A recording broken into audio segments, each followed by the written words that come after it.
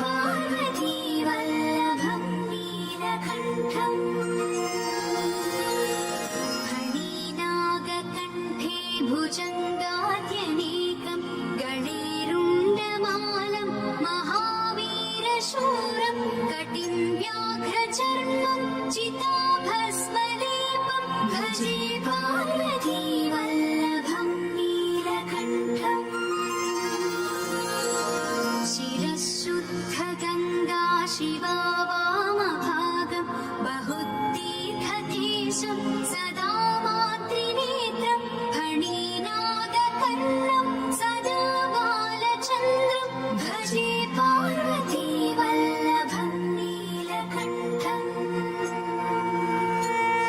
करे शूलधारं महाकष्टनाशं सुरेशं वरेशं महेशं जनेशं धने चारुलीशं भजेशं गिरीशं भजे पार्वती वल्लभं नीलकण्ठम् उदानं सुदासं सुकैलासवासं धरानिर्धरं संस्थितं ह्यादिदेवम् अजाहेमकल्पद्रुमं कल्पसेव्यं भजे पार्वती वल्लभं नीलकण्ठम् मुनीनां वरेण्यं गुणं रूपवर्णं द्विजानं परन्तं शिवं वेदशास्त्रम् अहो दीनवत्सं कृपालं शिवं हि भजे पार्वती वल्लभं नीलकण्ठम् सदा भावनाथं सदा सेव्यमानं सदा भक्तिदेवं सदा पूज्यमानं मया तीर्थवासं सदा सेव्यमेकं भजे पार्वती वल्लभं नीलकण्ठम् इति श्रीशङ्कर भगवतः कृता श्रीपार्वती वल्लभ नीलकण्ठाष्टकं सम्पूर्णम् नमो भूतनाथं नमो देवदेवं नमः कालकालं नमो दिव्यतेजं नमः कामभस्मं नमः शान्तशीलं भजे पार्वती वल्लभं नीलकण्ठम् सदा तीर्थसिद्धं सदा भक्तरक्षं सदा शैव पूज्यं सदा शुद्धभस्मं सदा ध्यानयुक्तं सदा ज्ञानकल्पं भजे पार्वती वल्लभं नीलकण्ठम् वसानं भयानं महास्थानवासं शरीरं गजानां सदा चर्मवेष्टं पिशाचं विशाचं पशूनां प्रतिष्ठं भजे पार्वती वल्लभं नीलकण्ठम् फणिनागकण्ठे भुजङ्गाद्यनेकं गणेरुण्डमालं महावीरशूरं कटिं व्याघ्रचर्मं चिताभस्मलेपं भजे पार्वती वल्लभं नीलकण्ठम् शिरःशुद्धगङ्गा शिवा वामभागं बहुतीर्थकेशं सदा मातृनेत्रं फणिनागकर्णं सदा बालचन्द्रं भजे पार्वती वल्लभं नीलकण्ठम् करे शूलधारं महाकष्टनाशं सुरेशं वरेशं महेशं जनेशं धने चारुलीशं भजेशं गिरीशं भजे पार्वती वल्लभं नीलकण्ठम् उदानं सुदासं सुकैलासवासं धरानिर्धरं संस्थितं ह्यादिदेवम् अजाहेमकल्पद्रुमं पार्वती वल्लभं नीलकण्ठम् मुनीनां वरेण्यं गुणं रूपवर्णं द्विजानं परन्तं शिवं वेदशास्त्रम् अहो दीनवत्सं कृपालं शिवं हि भजे पार्वती वल्लभं नीलकण्ठम् सदा भावनाथं सदा सेव्यमानं सदा भक्तिदेवं सदा पूज्यमानं मया तीर्थवासं सदा सेव्यमेकं भजे पार्वती वल्लभं नीलकण्ठम् इति श्रीशङ्कर भगवतः कृतास्ते पार्वती वल्लभ नीलकण्ठाष्टकम् सम्पूर्णम् नमो भूतनाथं नमो देवदेवं नमः कालकालं नमो दिव्यतेजं नमः कामभस्मं नमः शान्तशीलं भजे पार्वती वल्लभं नीलकण्ठम् सदा तीर्थसिद्धं सदा भक्तरक्षं सदा शैव पूज्यं सदा शुद्धभस्मं सदा ध्यानयुक्तं सदा ज्ञानकल्पं भजे पार्वती वल्लभं नीलकण्ठम् वसानं भयानं महास्थानवासं शरीरं गजानां सदा चर्मवेष्टं पिशाचं विशोचं पशूनां प्रतिष्ठं भजे पार्वती वल्लभं नीलकण्ठम् फणिनागकण्ठे भुजङ्गाद्यनेकं गणेरुण्डमालं महावीरशूरं कटिं व्याघ्रचर्मं चिताभस्मलेपं भजे पार्वती वल्लभं नीलकण्ठम्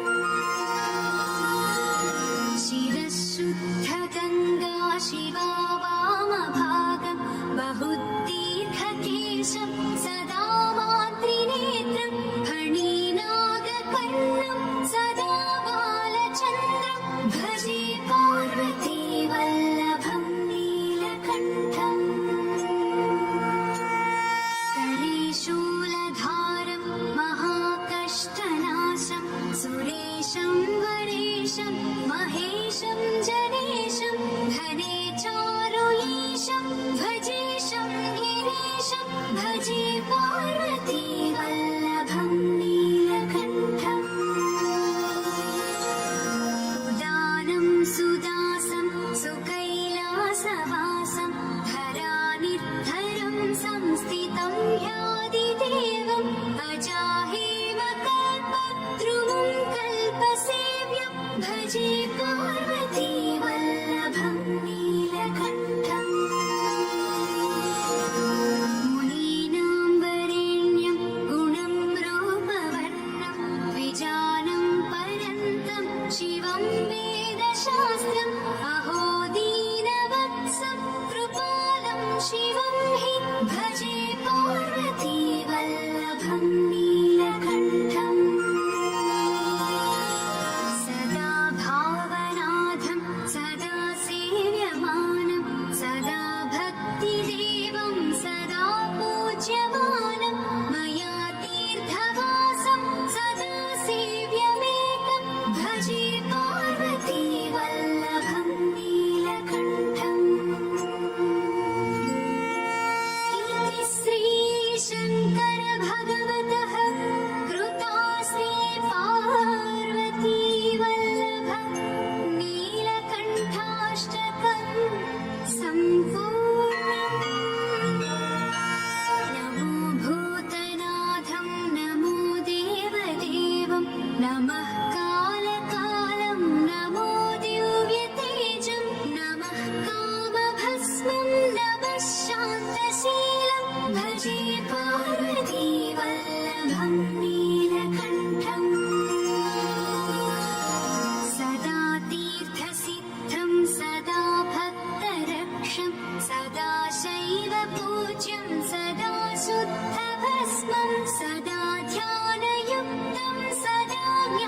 भजे पार्वती वल्लभं नीलकण्ठम्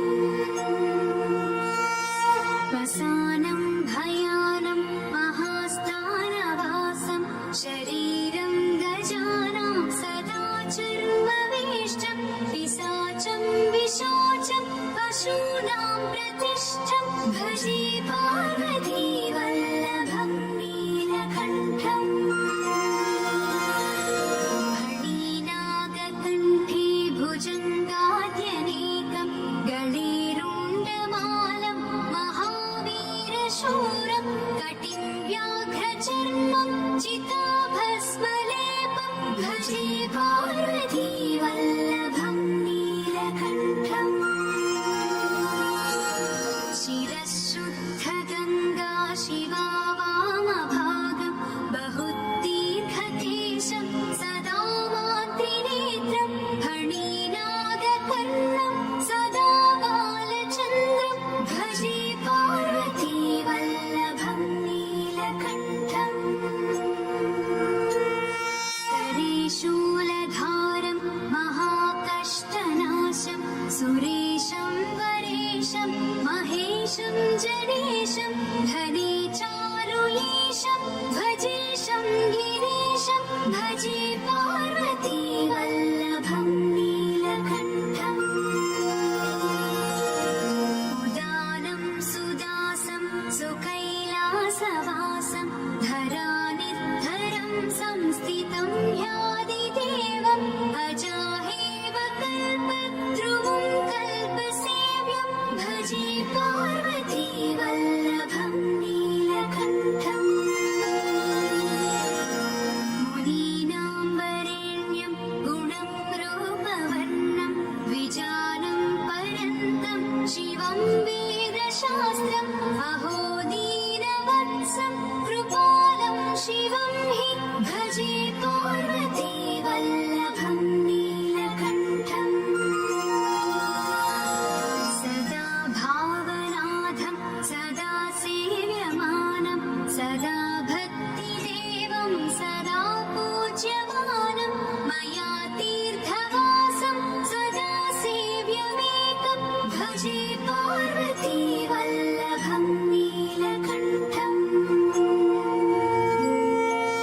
इति श्रीशङ्कर भगवतः कृतास्ति पार्वती वल्लभ नीलकण्ठाष्टकं सम्पूर्णम् नमो भूतनाथं नमो देवदेवं नमः कालकालं नमो दिव्यतेजं नमः कामभस्मं नमः शान्तशीलं भजे पार्वती वल्लभं नीलकण्ठम् सदा तीर्थसिद्धं सदा भक्तरक्षं सदा शैवपूज्यं सदा शुद्धभस्मं सदा ध्यानयुक्तं सदा ज्ञानकल्पं भजे पार्वती वल्लभं नीलकण्ठम् वसानं भयानं महास्थानवासं शरीरं गजानां सदा चर्मवेष्टं पिशाचं विशोचं पशूनां प्रतिष्ठं भजे पार्वती वल्लभं नीलकण्ठम् फणिनागकण्ठे भुजङ्गाद्यनेकं गणेरुण्डमालं महावीरशूरं कटिं व्याघ्रचर्मं चिताभस्मलेपं भजे पार्वती वल्लभं नीलकण्ठम् शिरःशुद्धगङ्गा शिवा वामभागं बहुतीर्थकेशं सदा मातृनेत्रं फणिनागकर्णं सदा बालचन्द्रं भजे पार्वती वल्लभं नीलकण्ठम् करे शूलधारं महाकष्टनाशं सुरेशं वरेशं महेशं जनेशं धने गिरीशं भजे पार्वती वल्लभं नीलकण्ठम् उदानं सुदासं सुकैलासवासं धरानिर्धरं संस्थितं ह्यादिदेवम् अजाहेम कल्पद्रुवं कल्पसेव्यं भजे पार्वती वल्लभं नीलकण्ठम् मुनीनां वरेण्यं गुणं रूपवर्णं द्विजानं पर्यन्तं शिवं वेदशास्त्रम् अहो दीनवत्सं कृपालं शिवं हि भजे पार्वती वल्लभं नीलकण्ठम् सदा भावनाथं सदा सेव्यमानं सदा भक्तिदेवं सदा पूज्यमानं मया तीर्थवासं सदा सेव्यमेकं भजे पार्वती वल्लभं नीलकण्ठम् इति श्रीशङ्कर भगवतः कृतास्ति पार्वती वल्लभ नीलकण्ठाष्टकं सम्पूर्णम् नमो भूतनाथं नमो देवदेवं नमः कालकालं नमो दिव्यतेजं नमः कामभस्मं नमः शान्तशीलं भजे पार्वती वल्लभं नीलकण्ठम् सदा तीर्थसिद्धं सदा भक्तरक्षं सदा शैव पूज्यं सदा शुद्धभस्मं सदा ध्यानयुक्तं सदा ज्ञानकल्पं भजे पार्वती वल्लभं नीलकण्ठम् वसानं भयानं महास्थानवासं शरीरं गजानां सदा चर्मवेष्टं पिशाचं विशोचं पशूनां प्रतिष्ठं भजे पार्वती वल्लभं नीलकण्ठम् फणिनागकण्ठे भुजङ्गाद्यनेकं गणेरुण्डमालं महावीरशूरं कटिं व्याघ्रचर्मं चिताभस्मलेपं भजे पार्वती वल्लभं नीलकण्ठम् शिरःशुद्धगङ्गा शिवा वामभागं बहुतीर्थकेशं सदा मातृनेत्रं फणिनागकर्णं सदा बालचन्द्रं भजे पार्वती वल्लभं नीलकण्ठम् करे शूलधारं महाकष्टनाशं सुरेशं वरेशं महेशं जनेशं धने चारुईशं भजेशं गिरीशं भजे पार्वती वल्लभं नीलकण्ठम् उदानं सुदासं सुकैलासवासं धरानिर्धरं संस्थितं ह्यादिदेवम् अजाहेम कल्पद्रुवं कल्पसेव्यं भजे पार्वती वल्लभं नीलकण्ठम् मुनीनां वरेण्यं गुणं रूपवर्णं द्विजानं पर्यन्तं शिवं वेदशास्त्रम् अहो दीनवत्सं कृपालं शिवं हि भजे पार्वती वल्लभं नीलकण्ठम्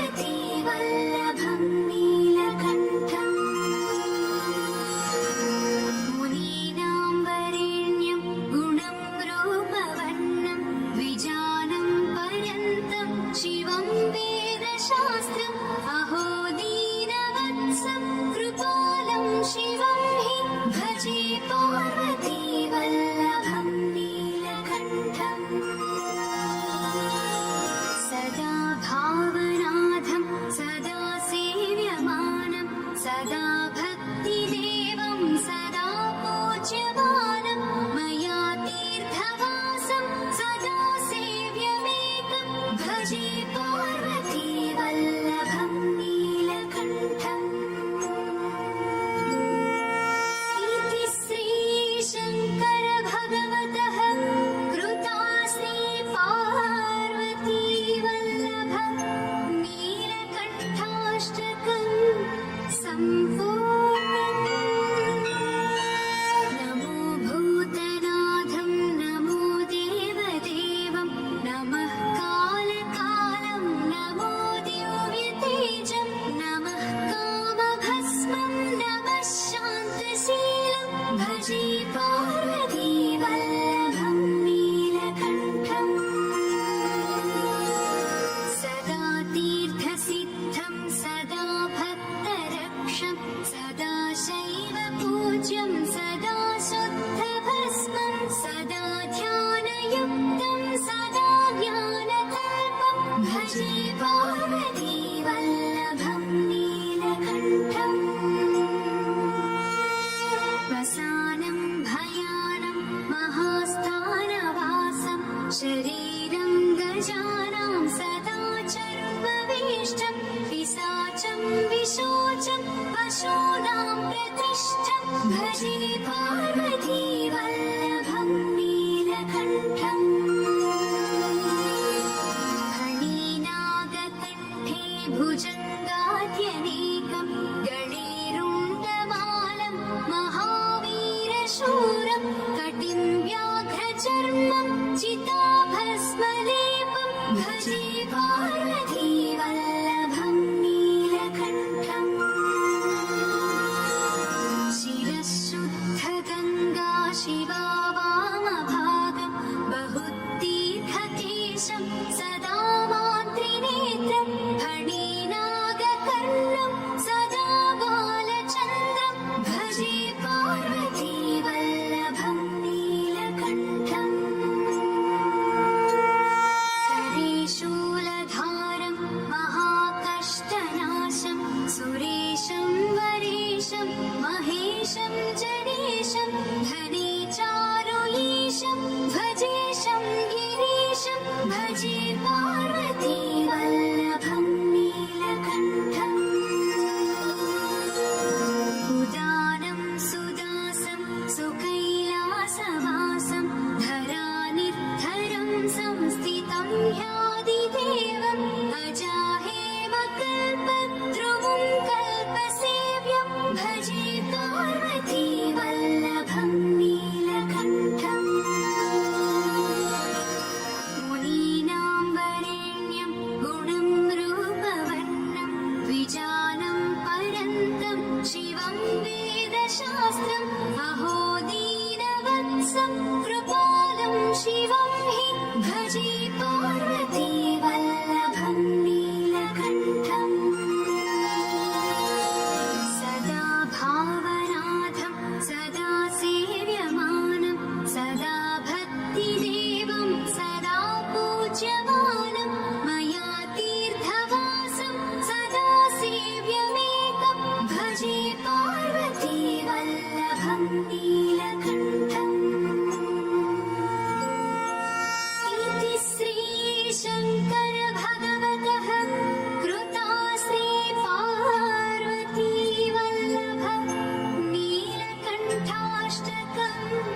सम्पूर्णम् नमो भूतनाथं नमो देवदेवं नमः कालकालं नमो दिव्यतेजं नमः कामभस्मं नमः शान्तशीलं भजे पार्वती वल्लभं नीलकण्ठम् सदा तीर्थसिद्धं सदा भक्तरक्षं सदा शैव पूज्यं सदा शुद्धभस्मं सदा ध्यानयुक्तं सदा ज्ञानकल्पं भजे पार्वती वल्लभं नीलकण्ठम् वसानं भयानं महास्थानवासं शरीरं गजानां सदा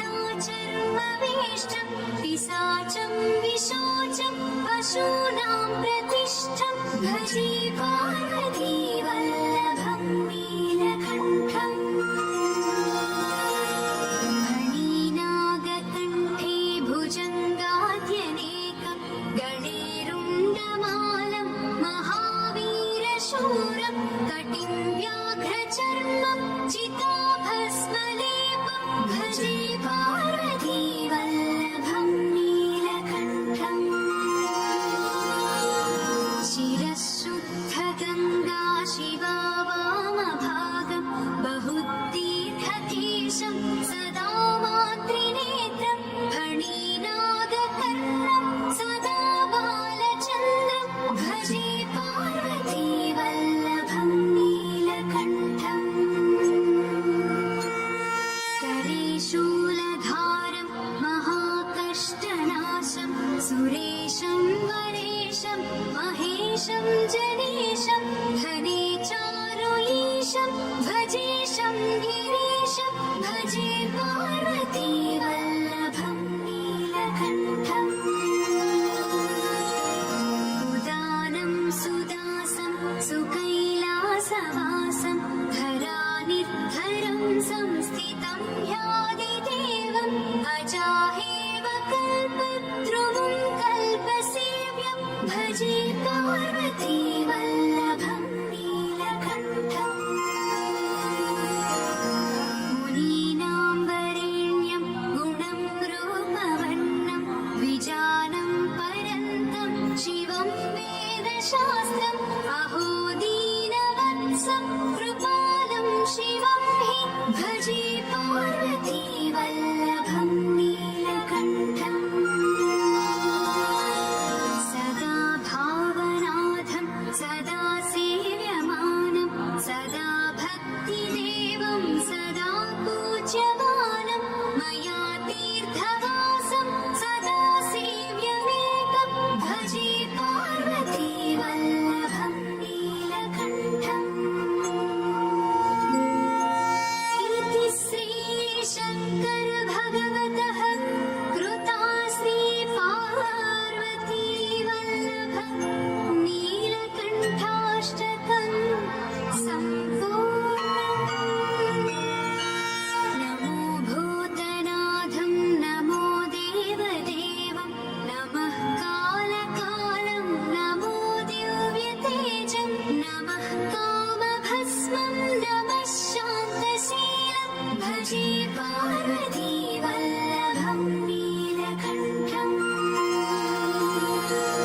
सदा तीर्थसिद्धं सदा भक्तरक्षं सदा शैवपूज्यं सदा शुद्धभस्मं सदा ध्यानयुक्तं सदा ज्ञानकल्पं भजे पार्वती वल्लभं नीलकण्ठम् वसानं भयानं महास्थानवासं शरीरं गजानां सदा चर्मवेष्टं पिशाचं विशोचं पशूनां प्रतिष्ठं भजे पार्वती वल्लभं नीलकण्ठम् फणीनागकण्ठे भुजङ्गाद्यनेकं गणेरुण्डमालं महावीरशूरं कटिं व्याघ्रचर्मं चिताभस्मलेपं भजे पार्वती वल्लभं नीलकण्ठम् शिरःशुद्धगङ्गा शिवा वामभागं बहुतीर्थकेशं सदा मातृनेत्रं फणीनागकर्णं सदा बालचन्द्रं भजे पार्वती वल्लभं नीलकण्ठम् करे शूलधारं महाकष्टनाशं सुरेशं वरेशं महेशं जनेशं धने चारुलीशं भजेशं गिरीशं भजे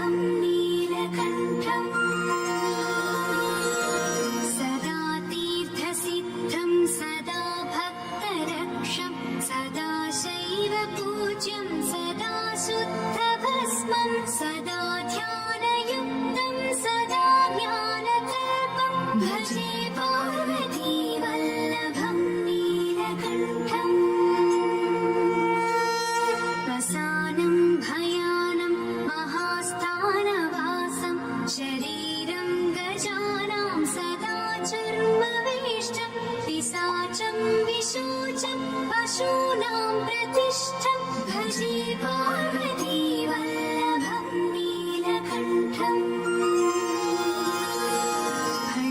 फणिनागकण्ठे भुजङ्गाद्यनेकं गणेरुण्डमालं महावीरशूरं कटिं व्याघ्रचर्मं चिताभस्मलेपं भजे पार्वती वल्लभं नीलकण्ठम् शिरःशुद्धगङ्गा शिवा वामभागं बहुतीर्थकेशं सदा मान्त्रिनेत्रं फणिनागकर्णं सदा बालचन्द्रं भजे पार्वती वल्लभं नीलकण्ठम् करे शूलधारं महाकष्टनाशं सुरेशं वरेशं महेशं जनेशं धने चारुलीशं भजेशं गिरीशं भजे पार्वती वल्लभं नीलकण्ठम् उदानं सुदासं सुकैलासवासं धरानिर्धरं संस्थितं ह्यादिदेवम् अजाहेव कल्पद्रुमं कल्पसेव्यं भजेशं गिरीशं भजे पार्वती वल्लभं नीलकण्ठम् उदानं सुदासं सुकैलासवासं धरानिर्धरं संस्थितं ह्यादिदेवम् अजाहेव कल्पद्रुमं कल्पसेव्यं भजे